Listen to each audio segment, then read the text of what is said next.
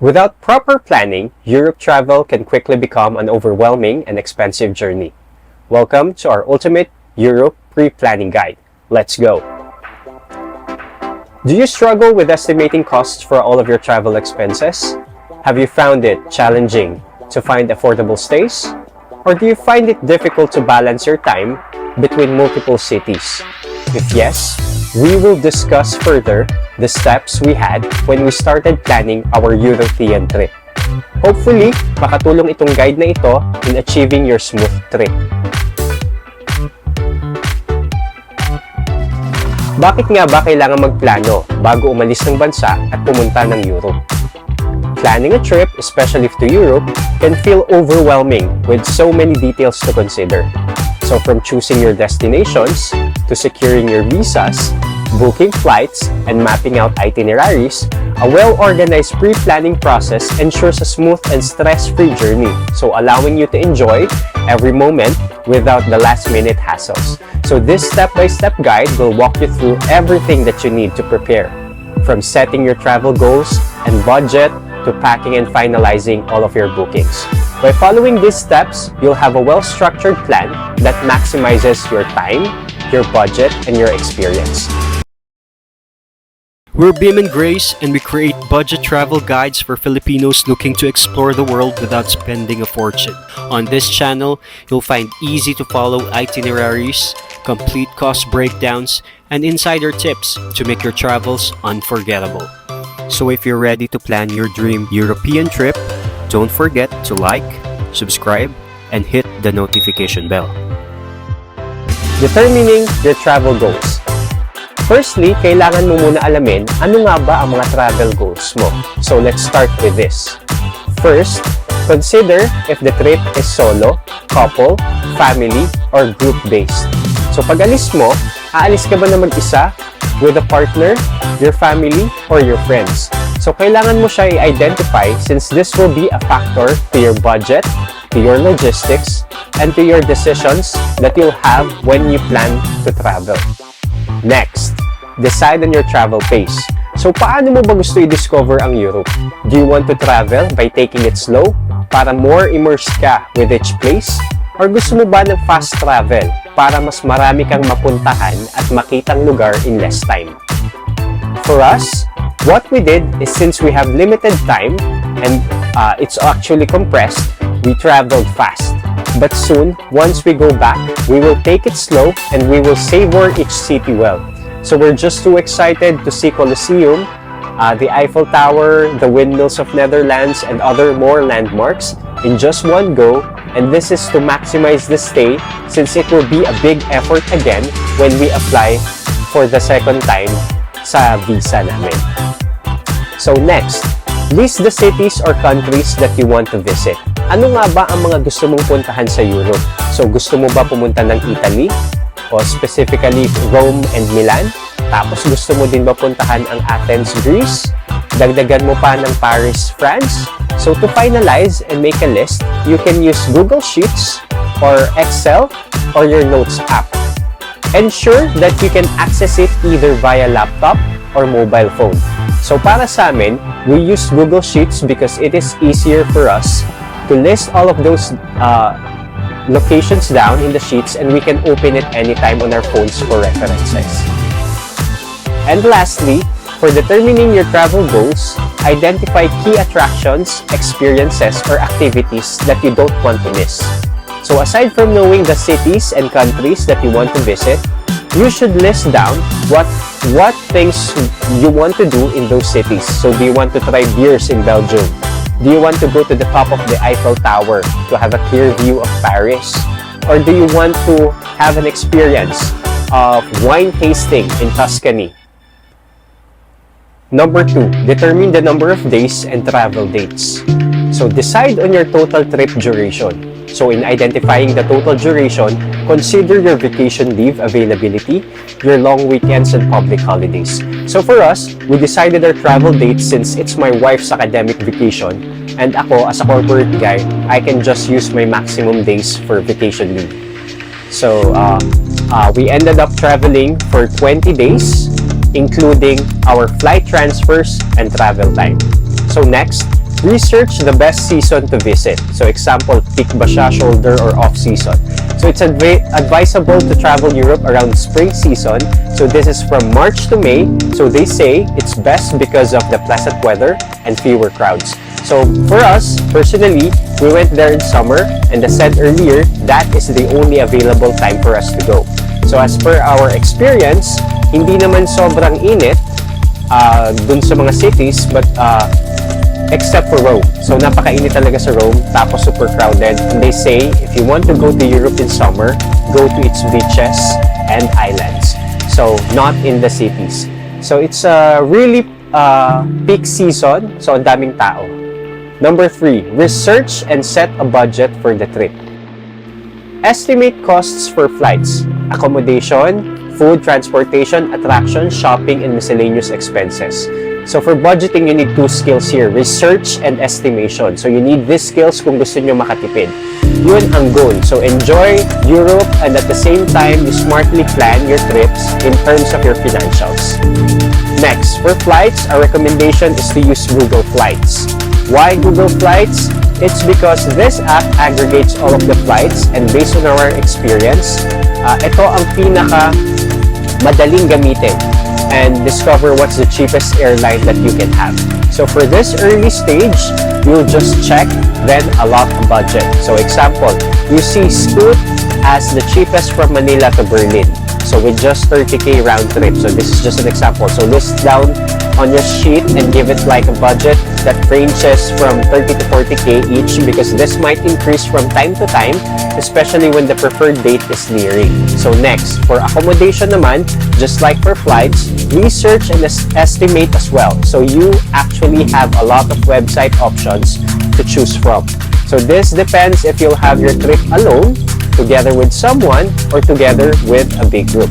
So you can do this on either booking.com or Agoda if you prefer hotel rooms because you're together with someone, and or you can choose Hostel World for dormitory types of stays if you're alone and you're comfortable hanging out and be friends with fellow travelers that you don't personally know. Or pwede ka din naman mag-Airbnb if you prefer looking for a full apartment because you're together with a big group of friends or family.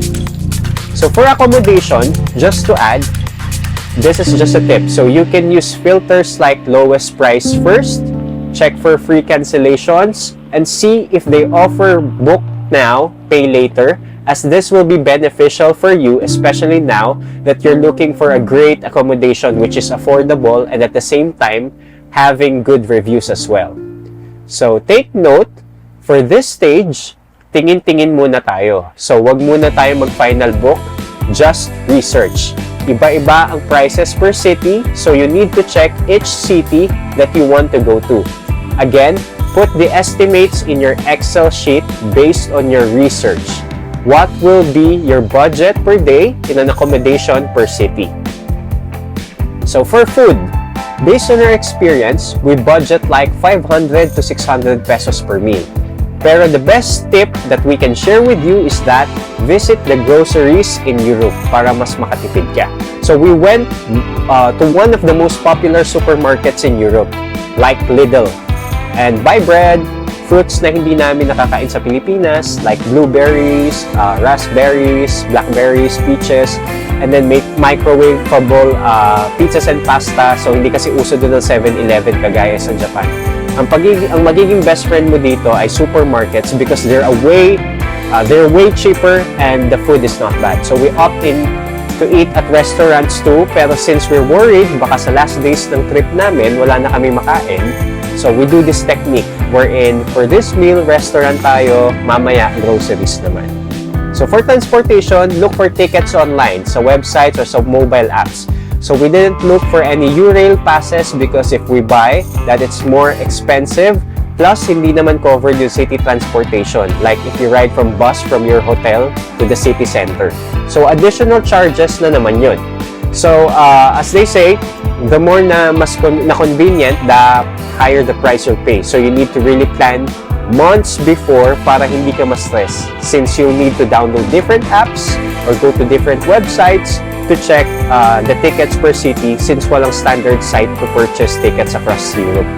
So So to give you an example, for Prague, we downloaded PID mobile app, and there you can see the standard prices. So record it in your sheet so that you'll never forget how much it really costs. So for attractions naman, you can search for the prices in their own websites. Also, you can check in apps like Klook, Viator, and get your guide. So our advice is to go directly on the site sa mga travel apps kasi bukod sa may patong, they are offering high prices because they're always paired with tour guides. So yun, kaya siya mahal. So if you afford it, then go. Kung hindi, check the standard price on the attraction sites, then download a free audio guide online. So remember to always put the price on your sheet. Also, this is a great tip too. So there are attraction bundles offered online as well. So for example, we opt for Go City passes in Amsterdam. So gusto namin puntahan lahat, so sobrang sulit kasi nakatipid kami. So kasi almost all of the attractions are included in the package. So though when we can check the Go City passes alone, hindi masyadong sulit kaya hindi namin ginrab. So always compute for the prices and then compute kung talagang makakamura ka ba sa bundle or you need to purchase separately for each attraction. Next naman ay for shopping. So if you are a traveler who enjoys shopping, a lot of budget for it too. So especially for pasalubong, and you need to allot a specific amount din na example, dapat hanggang 50k lang ang pang shopping ko. So including the pasalubongs. So we personally did not have budget for shopping kasi budgeted, and the only thing that we did is to buy magnets, keychains, groceries, and other kinds of pasalubong. So we didn't intend to buy designer bags or clothes. So maybe next time na lang pag mayaman na kami. And the last one is miscellaneous expenses. So unang-una dito ay toilet fees. So may bayad lahat around 1 euro per person. So tapos for booking accommodations naman, you'll get surprised because there's another charge called city tax. So malaki din ang bayad dito.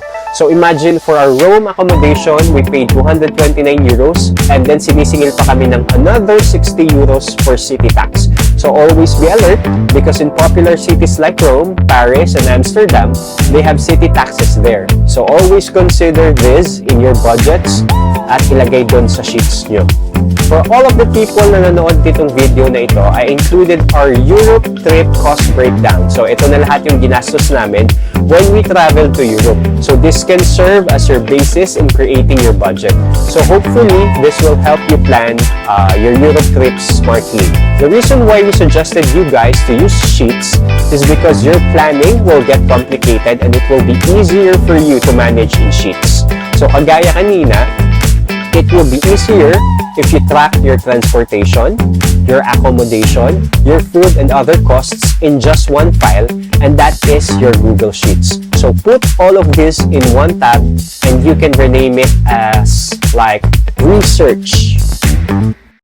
Feel free to save this video and refer to the attached file in the description below, or take screenshots for your planning reference. So next, include buffer funds for emergencies or unexpected expenses. So always do this, especially in Europe. Huwag naman sana. Pero paano if one time nasalisihan ka ng pickpockets or you had health emergencies?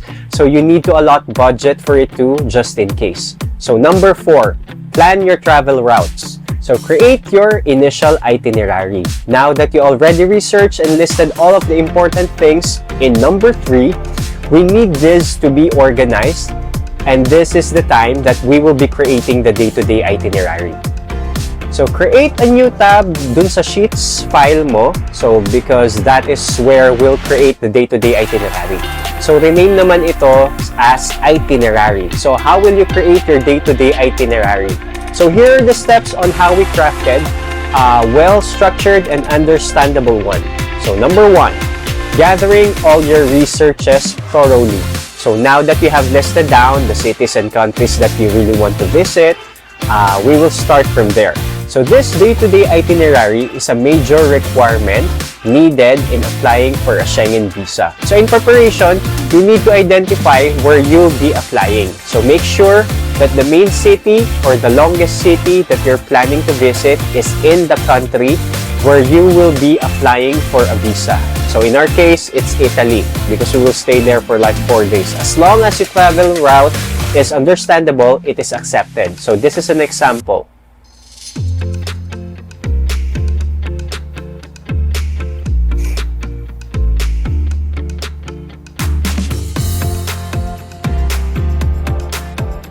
So number 2, setting your clear dates. So from your plan of number of stays per city, this is the step naman to determine or give potential dates of your travel based on the number of days that you indicated a while ago.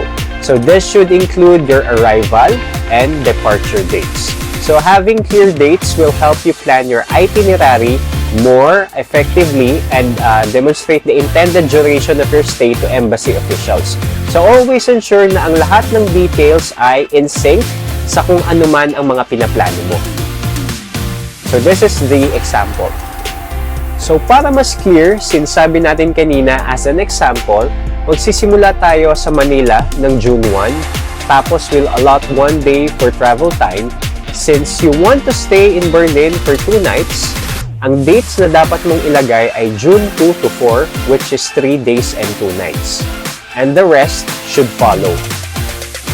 So number 3, arranging your transportation. So at this point, you should have your cities planned in your preferred order. So now, plan your transportation between these places. So this needs to be clearly indicated in your itinerary.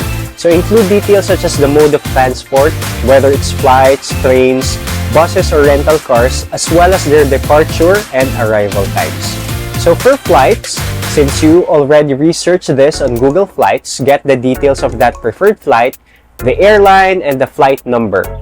So for trains, buses, or rental cars, since this may still change given that you are planning 4 to 6 months ahead, though you can already see the standard prices for a train or bus ride, the complete details are not yet available. So again, this transportation arrangement may not be the final ones, and we are doing this for the sake of having a placeholder for the day-to-day itinerary file, which serves as a requirement in your Schengen visa. Showing in the screen right now is a detailed example based on the provided information. So please note that these are merely examples to help you visualize the layout. Specify research accommodations for each night of your stay. So include details such as the names of your hotels, addresses, check-in and check-out dates, contact and reservation confirmation numbers. So again, lahat ng accommodations na ilalagay mo, not necessarily final na yan. So we are doing this for the sake of having a placeholder for the day-to-day itinerary file, which serves as a requirement in the Schengen visa. Please refer to the sample accommodation details for Rome below. The hotel listed is not sponsored or associated with this video. We just use this as an example. Number 5, declaring the activities. So ensure not to be overly detailed when indicating activities to be done. So take note na hindi pa kasi talaga sure lahat ng pupuntahan mo. So for now, make it generalized as possible. So you may generalize the activities to be done on a daily basis like whole day Amsterdam tour or arrival in Prague or departure in Brussels. So basta yung mga yung nasa list mo ng activities, dyan lang muna yan sa research sheet mo. So number 6, factoring in free time. So allow for some flexibility in your itinerary to accommodate spontaneous activities or changes in your plan. So leave some free time for relaxation, exploration, or unplanned adventures. So number 7, using a template for finalization. So with your plan and all the details in place, it's time to finalize na yung template na ginagamit nyo. So please note that this is merely a sample document to help you visualize the layout. So pwede mo pa din naman siya i-tweak depending on your preference. So once you've drafted your itinerary based on the template that I provided, review it carefully to ensure accuracy and completeness. So ayos! Meron ka ng day-to-day itinerary na pwede mong magamit as a requirement for the Schengen visa application. So the next step, prepare travel documents and visa application. So in relation sa preparation ng day-to-day itinerary, as discussed kanina. So lahat ng details na ilalagay mo doon should align with the other requirements such as pre-booked accommodations and flights as supporting documents for your visa applications na dinidiscuss sa Schengen Visa Guide. So, nag-create kami ng separate video for this kasi mabusisi talaga mag-prepare ng application for Schengen Visa. So, we tackled on that video our experiences from booking an appointment hanggang sa ma-receive namin yung visa. So, you need to check that out because isa ito sa mga importanteng steps for our pre-planning. Number 6, receive approved visa and finalize the itinerary. So once your visa is approved, this is the perfect time to finalize your itinerary. So remember, you didn't include the detailed activities yet in the day-to-day itinerary, right? So ngayon, pwede mo na ngayon na i-add ang activities na gagawin mo. Pero what we're suggesting is to download the Wanderlog app. The Wanderlog app is a travel planning app that helps users organize your trips, create itineraries, and collaborate with your travel companions. So available to sa mobile, both in iOS and Android, and also in desktop. So dito mo gagawin ang final detailed itinerary mo. So bakit?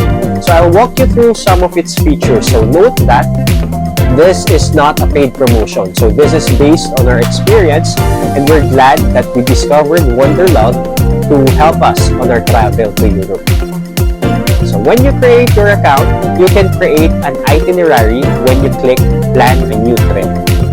Indicate it's for a trip to Europe, then populate when you will go there. So both start and end date. So you can even invite other people to see what you are creating.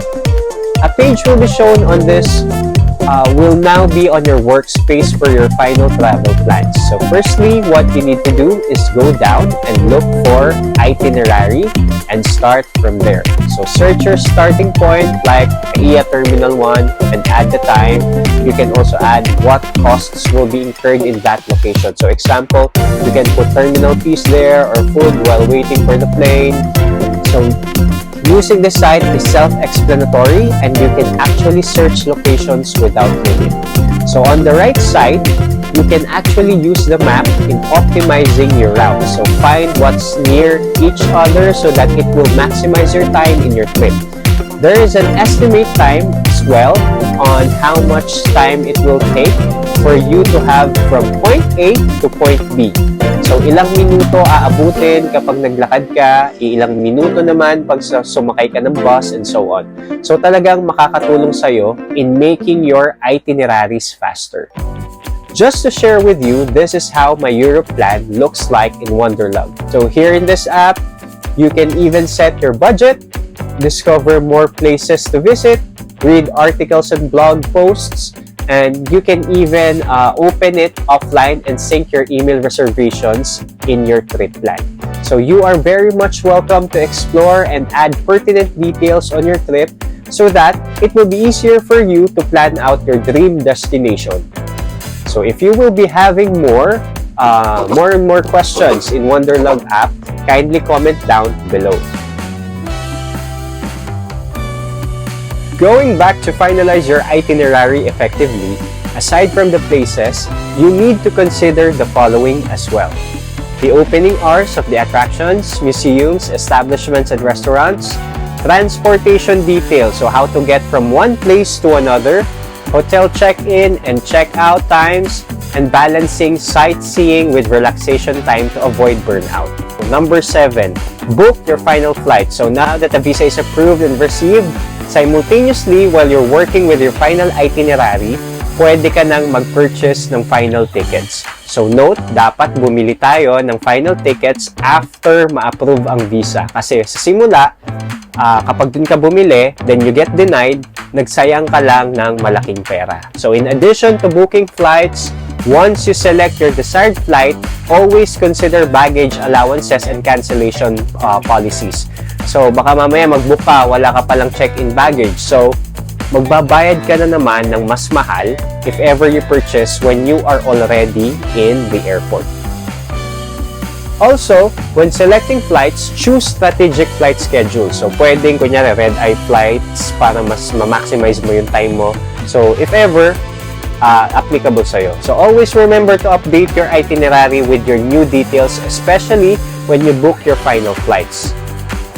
So number 8, book accommodation. Also, while finalizing the itinerary, you can also simultaneously book your accommodations as well. So always be smart in selecting your accommodation. So again, as said earlier, always consider the location, the price, its amenities, and the reviews. So kailangan mo din i-consider yung proximity to public transport, attractions, and restaurants para hindi hassle for you or if may mga kasama ka. As stated kanina, you can use the platforms like Booking.com, Airbnb, or direct hotel websites and check for deals if any. So always remember to update your itinerary with the new details, especially when you book for accommodations. Number 9, book transportation. So when transferring from one city to another, as a tip, though trains are popular and more comfortable, you may opt to consider to buses. So it's way cheaper, and for us, it's way more comfortable than riding buses in the Philippines. So not bad. So you will not have problems with comfort rooms since there's a toilet inside, and there are actually stopovers as well in case you want to stretch for a long ride. So we considered Flix buses and BlaBlaCar buses because they are way cheaper in comparison with trains. You can book your bus transportation around 1 month before your travel date. So you can check these buses via Omio app and check for discounts. So sometimes it happens. So for transportation inside the city like subways or train stations, most of the time, sulit bumili ng whole day tickets instead ng patingi-tingi. You can either buy it on the train or bus stations, or you can do it online as well. So madali na lahat ngayon. If you have a smartphone and a great internet connection, wala ang magiging problema. So always remember to update your itinerary with new details, especially when you book your final transportation. So number 10, search for restaurants and make reservations. So research the restaurants and cafes. So what we did before is search for blogs, YouTube Shorts, and IG Reels to know what's the most popular dining spot. So align the meal spots with your itinerary for convenience as well. So as a tip, when planning where to eat, we can search the nearest restaurant next to the attraction. Example, by the time we finished visiting Louvre in Paris, it will be lunchtime. So in our itinerary, we search for the nearest restaurant. So there. You can reserve tables in advance for popular spots or Michelin star restaurants. This is specifically true during summer since there are a lot of tourists, so better be ready. So number 11, buy attraction tickets and make reservations. So purchase tickets for museums, theme parks, guided tours, or special events online. So most of the popular attractions need reservations as early as 2 to 3 months, especially in the summertime. So as I remembered, wala na kaming makuhang ticket sa Louvre sa Paris, so we ended buying guided tours with tickets para lang makapasok dito. So it's expensive, so you need to book for attractions ahead of your time. Also, check for city passes that offer discounts on multiple attractions. So we personally had city passes for Rome and Amsterdam, and it's really worth it. So sobrang makakatipid kayo in terms of cost and effort. So number 12, arrange communication. Holofly is the most affordable roaming eSIM across Europe for data connectivity. So register to the 30 days plan, which costs 69 euros. So 4,150 pesos lang yon. Unlimited data service, though it cannot be shared with other devices since personal hotspot or tethering is not allowed. So note that it is considered unlimited, but the fair usage policy is applied, meaning when you reach more than 90 gig of data in a month, speed will be throttled to 256 to 1024 kbps. So here are some of the details. Number 13, prepare currency and payment methods. It's important to exchange some local currency for small expenses. Mostly, local currencies will be beneficial for travelers, especially when they use the toilet most of the time. What we did is we went to exchange rate centers in the airports. and have the money exchanged there. Way better than small exchange shops offering higher rates. So regarding payments, as per experience, we called our banks and let them know that we will be traveling and we will be using our cards internationally. So it's best to give them a heads up. So since this might raise suspicious records when you're actually using your cards abroad. So also, GCash is one of the most helpful apps when we went to Europe. So in comparison to the cards that we had, GCash had the best conversion rates. So we used GCash in every city and had no major problem with it. Number 14, check the weather forecast. As the days go near, know and monitor the weather forecast. So you'll know what kind of clothes to pack and wear. Like since it's summer, we opt to bring more summer clothes like sando, shorts. So remember that we didn't even brought a jacket that time. So also a great reason to check the weather is to anticipate disruptions like delays or cancellations in flights or tours. And lastly, you can plan your day better. Number 15, pack smartly. As per experience, we limit our check-in luggages to 10 kilograms only. And we actually managed it. And if we brought bigger bags, it will be a challenge for us, especially when we go from and to multiple cities. So packing smartly keeps your trip hassle-free by ensuring you have what you need without the excess weight.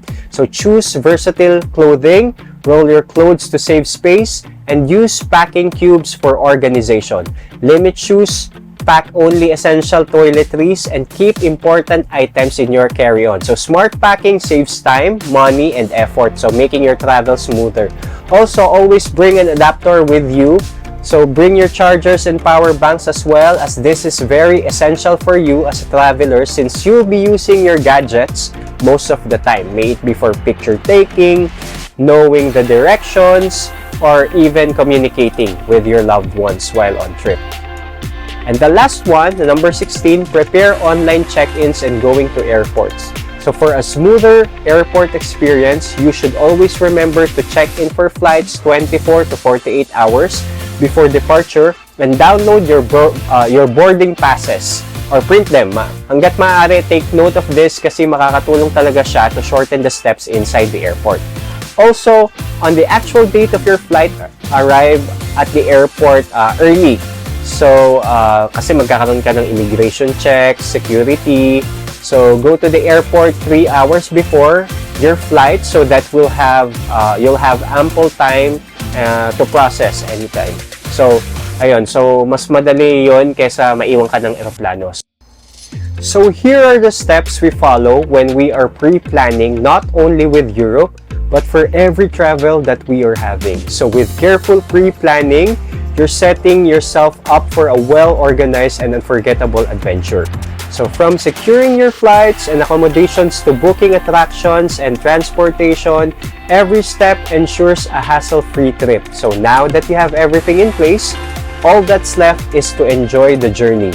So explore new destinations and create lasting memories. So safe travels and may your trip be as smooth and enjoyable as planned. Hopefully, nakatulong itong video namin. Until the next video. Thanks and see you again. If you've been inspired, don't forget to like, comment, and subscribe to more travel adventures. We hope this video helps you plan your European tour soon. We'll be uploading more about Europe, so stay tuned here in our channel.